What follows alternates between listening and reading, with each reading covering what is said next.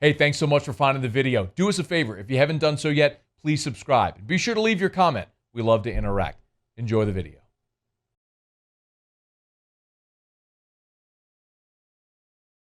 Saints wide receiver Michael Thomas returned to practice today. Look, you were on it last week, obviously, with the hamstring, and many thought he'd probably miss this week also. Do you have an update? Do you have a feeling on what happens with Thomas this week? I think anytime you have that sort of injury, you want to see, not the first day of practice, how he feels tomorrow. Because you got to be real careful with that, that grade 1 pull of a hamstring. And talking to Dr. Elias and others about it, they've all explained that the first one will keep you out a couple weeks. The second, if you pull it again, you're out 6 to 8 weeks. And so you were real careful about that hamstring injury. And so we'll see. I think tomorrow will be the key day. How well he responds to practice, stretching out, doing some football things. Not just stretching and that sort of thing, but doing some football maneuvers. How well that hamstring will come around. We know Emmanuel Sanders won't play this weekend. You'd love to have Mike in the lineup, but you know what? I want Mike for November and December. Mm-hmm. So you're in a situation here where my medical team's going to tell me tomorrow. If he feels better and he's coming along, there it's possible he could play Sunday. But Matt, the odds are no better than 50-50 at this point. And again, I can't tell you how he's going to feel tomorrow because you can stretch out and do some things, but that doesn't mean you can do football things. And I think that's a big difference. And when you have that hamstring injury, you are awfully careful about bringing him back because if he repulls it, he's out basically a month and a half to 2 months, which basically sort of wipes out your season. You got to be very careful with it. Mike, we'll preview Saints-Bears coming up in about 10 minutes. Let me just get your thoughts on the other biggest story of the week, which is that TJ Finley is going to start for the second consecutive week. What did you think of his debut last Saturday? I'll repeat something Coach O say. He was on fire. And he was. Matt, what a great job, Steve Ensminger, Russ Callaway did to piece together a game plan that didn't put him in a bad situation. You knew who you were going up against. He was going to see a few different looks. That's what Muschamp does defensively. He tries to fool quarterbacks with different looks. And TJ, he didn't buy into it. He sort of knew where he was going to go with the football. I shouldn't say this because A-Bear always tell me, you are old. You're not getting that way. Well, he is too. But, man, I remember as a kid growing up, and there was a block on Sunday morning where you could watch Grambling highlights, Notre Dame football highlights, Tulane football. Now, Coach Mack's show was on, but then it got moved tonight. And who he reminds me of is a young Doug Williams. His throwing motion, his setup, his delivery.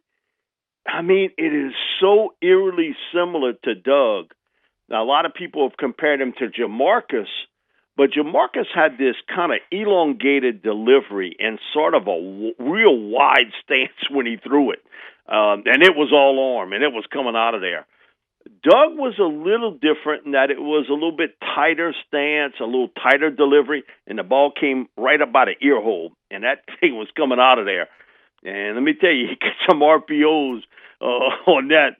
Man, that thing is coming out of there and fast. So he was good with the decision-making process. And I think for quarterbacks, it's something I've learned from an old neighbor of mine, Joe Clark, who was a former quarterback at Santa Barbara College. That's when, Santa Clara, I should say. Santa Clara had a football school back then. And Joe had the passing records to a guy by the name of Dan Pastorini came in there and wiped all that out. But, he would always tell me that good decision making sort of ties into accuracy. And he said it's all the time. If you're a good decision maker, you know where to go with the football. You're going to get it. It's going to be accurate. And I was impressed with his poise, his accuracy skills, but it was his decision making process.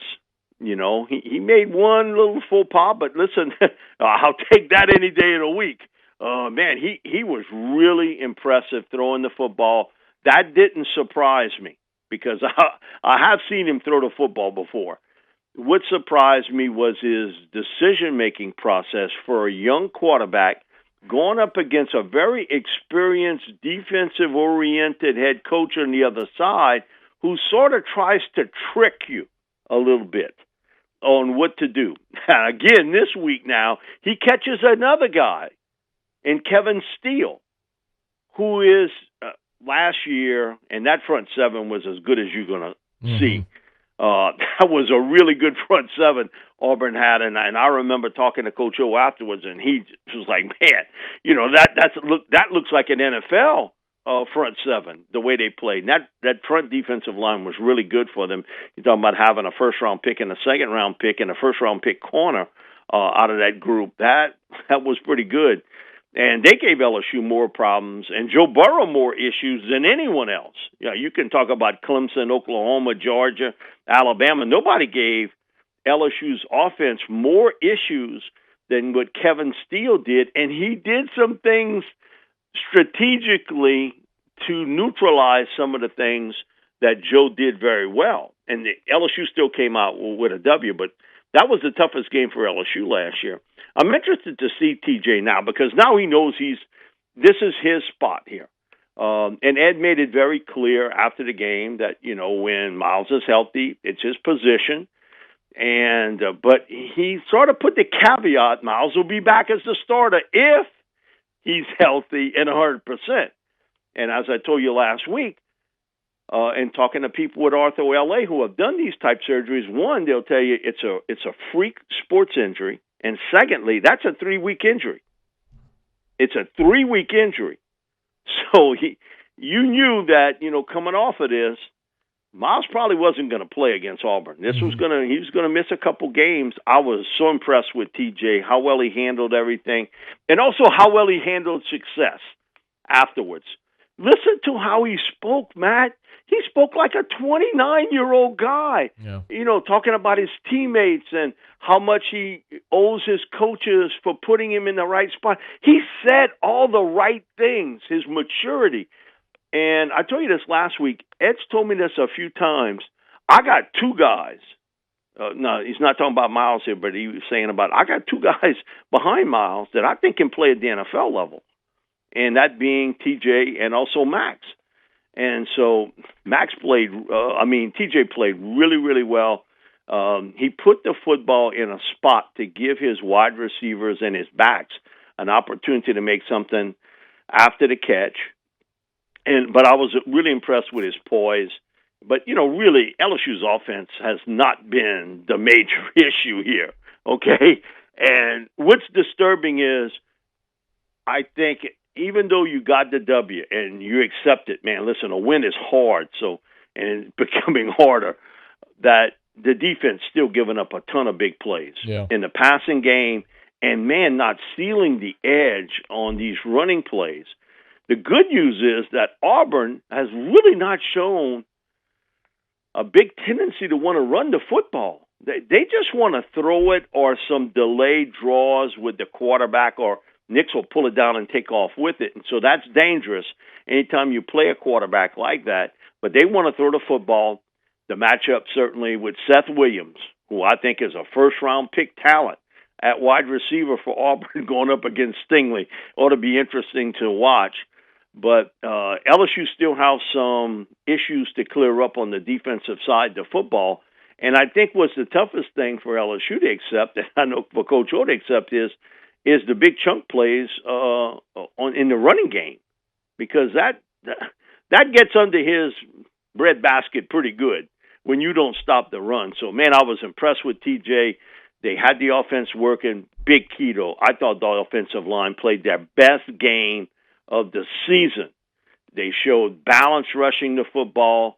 with Davis and also Emory. They ran the football tremendously well, and they gave TJ time to throw the football. It was the best outing. You know, you hated to hear that, Wire has some injuries, and who knows if he plays or not. But that unit really was, to me, very impressive after watching how South Carolina really got after Bo Nix and Auburn. Right now, Mike, let's take a look at Saints-Bears. They played a year ago in Chicago, and it was, I think, the Saints' most dominant performance. Still about 4 minutes left when the Bears had a couple of late, garbage time scores. What might be different, Mike, that would lead me to believe this Sunday would be any different from the Saints' trip to Chicago a year ago? Well, you look at the last 3 or 4 games, the Saints have dominated this series. Yeah. They have really, really matched up well. And, again, history doesn't repeat itself, but it has similar rings. Mm-hmm. Ding, ding. And, man, the Bears were embarrassed Monday night. And then you got, the head coach and the quarterback sort of dueling over play calling, and I can't make these calls, and so, man, there's a lot of friction there in Chicago. And I'm not sure Khalil Mack is healthy. And watching him against the Rams, and I knew he was nicked up going in, but, man, he didn't look like the same guy I saw earlier in the year. So, with the Saints, if they get a healthy injury report, it would be a shock to me, because they haven't gotten any of that all year long. The Bears' defensive unit is really good. I thought the Rams put a whipping on them and really exploited some areas that I didn't think they could, and that was in the passing game. Man, they did a nice job of blocking that front with Akeem Hicks, with Khalil Mack, and they gave Goff some time to throw the football. And I think, again, it goes back to what I talked about last week. Drew Brees has had some really good games going up against the Bears, to be honest with you.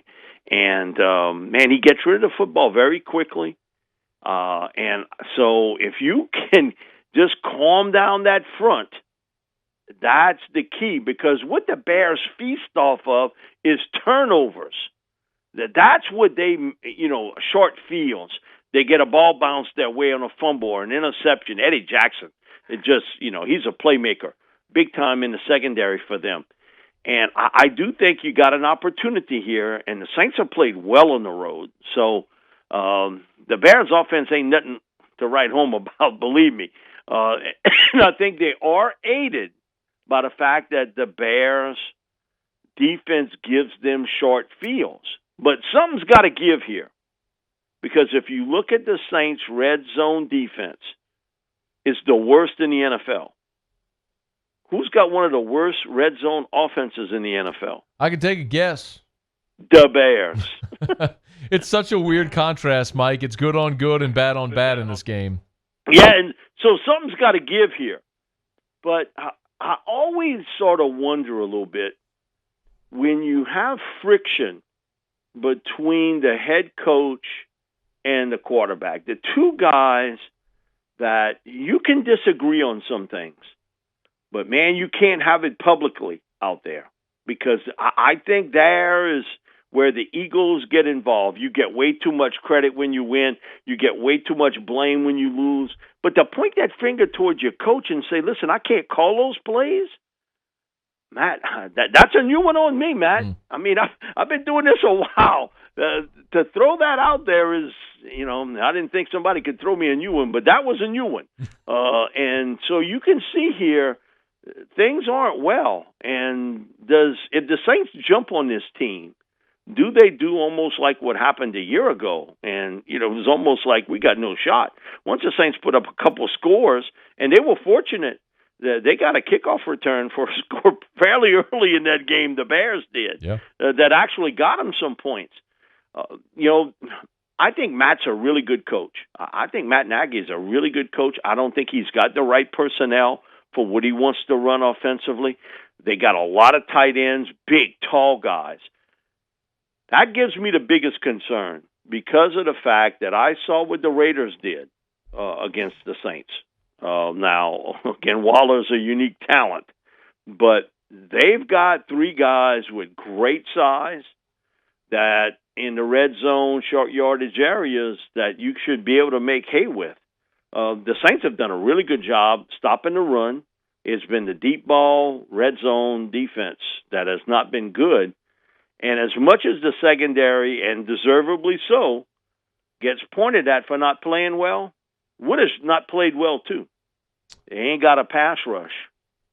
Other than Davenport, okay, they came close to Teddy, and he got out of that a little bit by, some of his ability to escape the pocket. But other than that late sack by Marcus, which was huge, really, he just sat there and threw darts. It was like watching a skeleton drill on both sides of the football. The Panthers didn't get too close to Drew other than the one turnover. And you look at the Panthers, Teddy was back there. He was just pitching it. Come on. That has been the biggest disappointment on this football team. Look at how good you were last year, getting pressure, sacks. And what's happened this year? Other than game one, you've not been able to do it. And so you can say, it's all on the secondary, making mistakes, blowing coverages, not knowing what to do, and I wouldn't disagree with you. But answer me the other question. What's happened to the pass rush? You got a lot of guys making a lot of money up front. Okay, Malcolm Brown, you just paid David Onyemata a lot of money. Sheldon Rankins is a former first-round pick. Cam Jordan's making good dough. Davenport's a former first-round pick.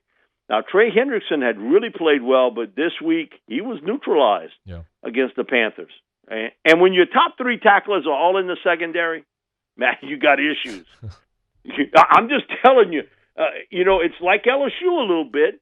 My biggest concern's not on the offensive side of the football. My biggest concern for the Saints is, can you get a pass rush? Because I do think a pass rush and coverage works hand in hand, works tremendously together. And the Saints have not been able to get that. Can they do that with Nick, who's got some mobility skills? I think maybe a tad better than Bridgewater. Not a heck of a lot better, but a tad better than what Teddy did. But if you watch Bridgewater in that game and watching the replay of it, he just sat back there and knew where to go with coverage and knew how to bait the Saints defensive backs a little bit. And so he was able to hit a big play, and that was certainly not his forte, but it's not Nick's forte either. Nick is a guy that likes that dink and dunk, that short intermediate part of the game. Matt, that's an area, as much as we want to talk about coverage, and it certainly should be talked about because it's not there. Nobody's saying anything about the lack of a pass rush, which in this league, I think is paramount. You got to have it if you think about advancing in January. This has been such a close, really defensive game for so many years, Mike, and these two defenses suck. So, this is gonna feel really different than a regular LSU Auburn game. Absolutely, I thought the exact same thing. From years past, it was a play or two that decided it, and we all remember, DJ catches that punt, and he was like, "Man, what are you doing?" And it's like, no, and it was like, go with it, and it broke the game open, and then the year. 2 years ago, it came down to that field goal, And I knew it was good before the referees had their hands up just by Gordy Rush. Gordy put his hands up before the official did. And you saw last year, that was a slugfest, between those two teams. But this is going to be different, totally different. The good Auburn teams have always been able to run the football. And last week was the first time I saw this year that they actually put an emphasis on trying to run it. Bigsby's a really good running back. Really good. Man, and I see the holes that, especially on the edge plays for LSU. Man, I'm going after him that way. And I'm going after him deep with Seth and Schwartz. So it's going to be interesting to see who makes the big mistake here to break it open, because this is going to be a close game between the two.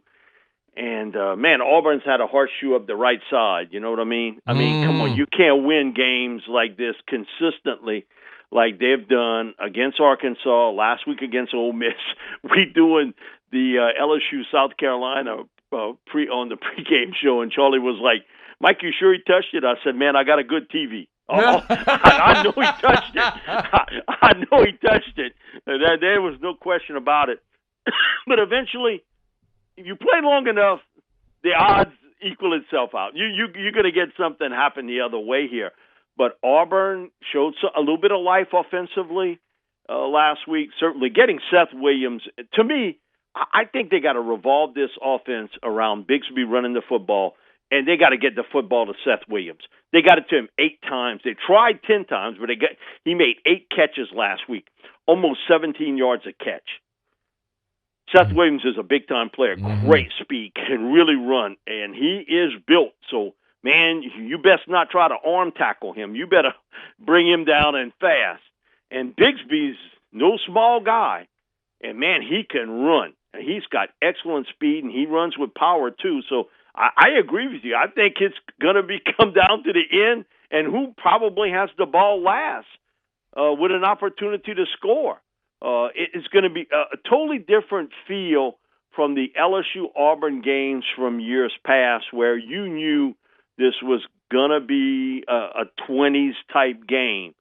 I don't think this is going to be a 20s game. Or 7-3. I mean, I don't think you're going to see those 20s games Saturday afternoon. Really don't. I think this is a game that gets into the 30s because I don't think either defense is going to do a really good job stopping one another. So you know what? It's a new way to win for LSU. That's how it's got to be done. But you know what? Just put a W up on the board. You got a couple weeks off, then you staring at Alabama. But you know what? A win over Auburn on their home turf would mean a lot for this football team because I think the South Carolina was a feel-good game. Okay, it made you feel good. You bounced back. You fought adversity. You fought a lot of things. People were, they ain't going to win but one game this year, and they got it. Okay, you beat South Carolina. You now beat Auburn on their turf. And for whatever reason, since that crazy game that literally was the reason why they let Les loose, LSU's done pretty well against Auburn. Ed and his staff have matched up well against Auburn, but they've been tight games, and I suspect it'll be a tight game again this coming Saturday. Mike, what do you think about TJ Finley making his first road start against this defense? To me, I think it's going to be how well he handles what Kevin's going to throw at him. Because Steele, again, he's a little bit like Muschamp in that he's trying to fool you. He's trying to get you to see something that's not quite there, and it's almost a mirage. The one thing, and I'll say it again, I thought Steve and Russ did a tremendous job of setting up plays that TJ was very comfortable with, and he knew where to go with the football. And so, Kevin gave Burrow more trouble than anybody else. Okay, but bottom line, for all this stuff about all these other coordinators, who gave Joe Burrow more trouble? No doubt. It Auburn, was Kevin Steele. Because, but here's the deal. He don't have that talent anymore. Marlon Davidson and Derek Brown, they're not on that football team anymore. So it's different, especially when you can rush 4 guys and drop 7 in coverage. They have not been able to do that this year. Just they can't get a pass rush. So my thing about it is, if you're not rushing TJ Finley, you got some issues. And again, he's going to make mistakes. That's what freshman quarterbacks do. But if you don't put some pressure on him and they come up with a game plan knowing where he's got to go with the football, Auburn's defense is going to get spanked a little bit. But you know what? Did you see anything Saturday night to make you believe that Nix and Williams and Bigsby won't have big games either? Mike, I'm in complete agreement with you. That part of the equation terrifies me. I don't know. I think this is like a 38-34 type game. I mean, I think you're talking upper 30s. I agree. Here's my deal. You know what settles it normally, things like this? Special teams. Who makes the big play? And my thing is, and I know Condon, he's been hollering about the kickoff return, and Richard finally got it. Richard finally got one. But man, if I could have saved that for Saturday, because I do think that part of the game is gonna play a huge part in who wins. The punting, the kicking, the return game. Shortening up the field for the quarterbacks. I just think when you look at it, how they matched, it comes down to who can make a play or two on special teams. And look at what's happened throughout the years to kind of give you that chalk, field goal, the following year on the final play to win it. And so I kind of believe that's what you're going to see again. So, load up on, whatever you want to eat, if it's Domino's or Pizza Hut or wings and everything else, because I think you'll be there to the end, because I think it'll be one of those type games. All right, Mike, let's jump into it before we get to questions. Let's do some picks. We'll start with the Saints and the Bears Sunday from Soldier Field. How do you see it? I'm going to go 27-20 Saints. Okay. Hopefully it's not nerve-wracking, but I got a feeling if you're talking about a one-score game, it might be. What about Saturday on the Plains with the Tigers and the Tigers? Well, if you think that's nerve-wracking, I know. Wait till you're going to see this one. I'm going to go 33-30 LSU. Okay. I think it's a walk-off field goal for one of the two teams. So hit it. Get the ball last and end it. But I think this is going to be a high-scoring game. And I do think the team with the ball last wins it. All right, let's get to your questions. We'll start on Twitter. Troy A. Bear. Oh, Mike, before I get to this, I did want to ask you. LSU got a commitment this week from Matthew Langlois to Catholic Point Capee. A lot of people had asked about him. What do you know about him? What are your thoughts there? First time I saw him play a couple years ago, it popped in my head. I've seen this before. He's Craig Stelz all over again. I remember Craig at Archbishop Rummel. He was a running back, returned punts and kicks, played in the secondary. Multi-sport athlete. Craig was a tremendous baseball player. You look at Matthew. It's similar, isn't it? Mm-hmm. The way they built, the way they play. He's going to play safety. They got a lot of the same things. Smart, got a great feel for the football, range, and both were sort of chirpers. Craig was, and Matthew is, in that they can communicate well in the secondary. And I think that's a big key. You can maybe get a more higher-rated player, but you got to find a guy that fits in your system very well. And I think Matt does extremely well. But my comparison is Craig Stelz. If you look at them at both sort of senior years, they're both about the same size. Their resumes are almost identical to what they did. And to me, I don't know how all this rating stuff goes. Matt would have got a scholarship offer much quicker from me. Okay. He's just got something about him that you can see that he is a very good football player. Hey, thanks so much for watching. Please leave your comments. I love to interact, and be sure to hit the red subscribe button below.